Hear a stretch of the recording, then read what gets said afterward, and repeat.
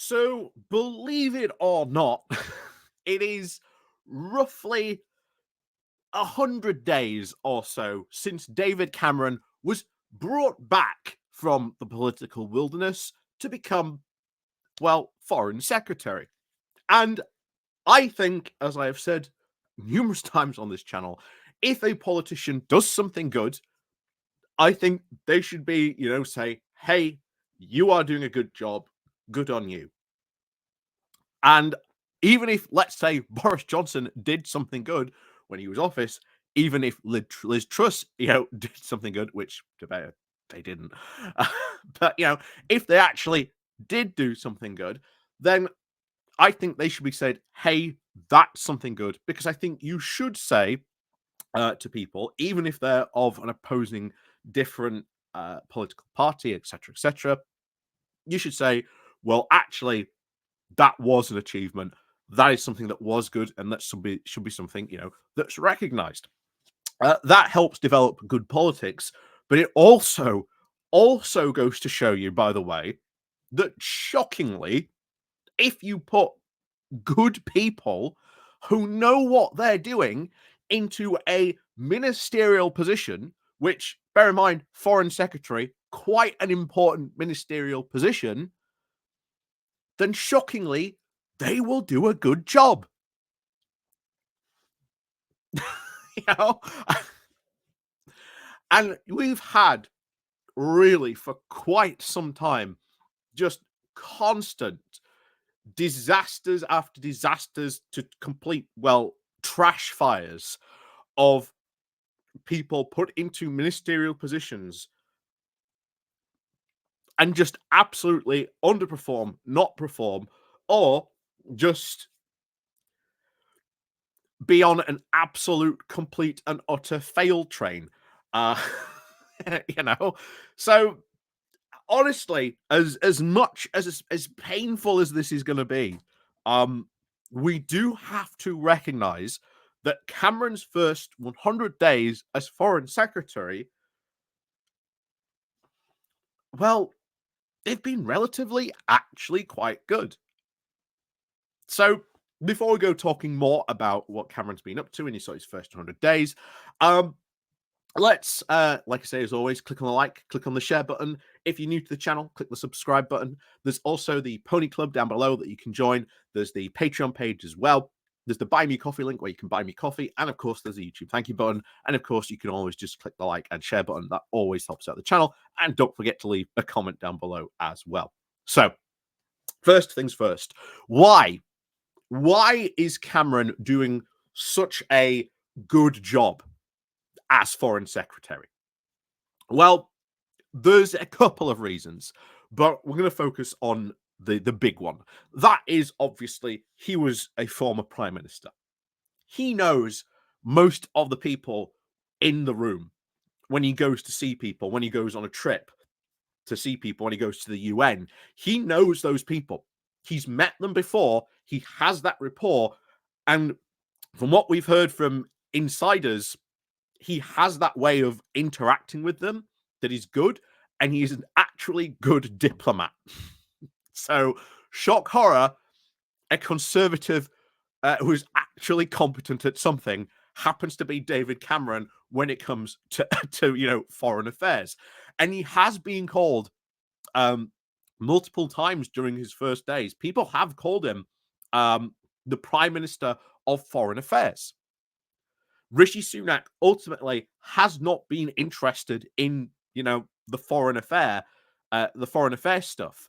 So it does appear that Sunak has given Cameron a free hand to go and almost do what he wants on a foreign affairs secretary stage.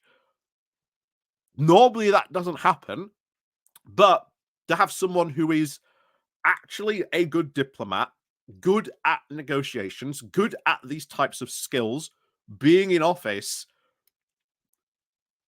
for quite the first time, we've got to say, okay, here's someone doing relatively good. And where are the areas where he has done good? Well, Ukraine is one area we've got to praise Cameron, where he has done some really good work. Once again, he has focused the world's mind and the world attention on, hey, you've got to see, pay attention to what's going on to Ukraine. We've got to get weapon shipments sorted out over there. We've got to get stuff on the move. And even had that, that clash with Marjorie Taylor Greene after he wrote that op-ed piece saying, hey, remember the lessons of the 1930s and 1940s. You can't appease people because otherwise they will come back for more. And that is unanimously what the Ukrainians have kept on saying. We want to be in a situation where Russia cannot come back for more. So that is something that is very, very much he's managed to focus people's minds on. The Palestinian situation, Cameron has actually been relatively good on that. There's a lot of people saying that at the moment, the UK might be acting as a sort of a secondary pressure valve to put more pressure on Israel. Cameron has called for the recognition of a Palestinian state, that they would recognize that before a two-state solution was put on board. He has called, if the offensive in Rafah were to go ahead, that the UK would stop weapon shipments. Overwhelmingly, he has been quite good in that. And bear in mind, this isn't someone who might be in a shadow position where it doesn't really matter what they say. As foreign secretary, they actually have the power to do these types of things. So the fact that he has been given such a free hand to be able to do this, and seemingly also, from what we know, taking meetings with Anthony Blinken over this as well, there does seem to be a lot of good stuff recently coming out of the weekend as well. Like I say, we said Israel's top spy chief is currently in Paris, believed to be doing some sort of talks. What will come out of that, we don't know. But that is, some area of good. The big down point, of course, for Cameron was, of course, China. That is still a very, very large issue. One of the big things that why Cameron took a lot of criticism from the Republicans was, well, we believe we can't help fund Ukraine and Taiwan at the same time. A lot of Republicans view China as the far bigger threat. Well, they're not really. I'd say Russia is the far bigger threat at the moment. And also, if you beat Russia there, then it sort of makes China less likely to go after Taiwan. Yeah, we've talked about that before, but they obviously see China as the bigger threat. They would rather the focus be on them, not on Russia. They have heavily criticized Cameron and, of course, his links to some of his. So should we say parliamentary life, where he did a lot of stuff to involve with China. There's still a lot of iffy stuff going on in and around there.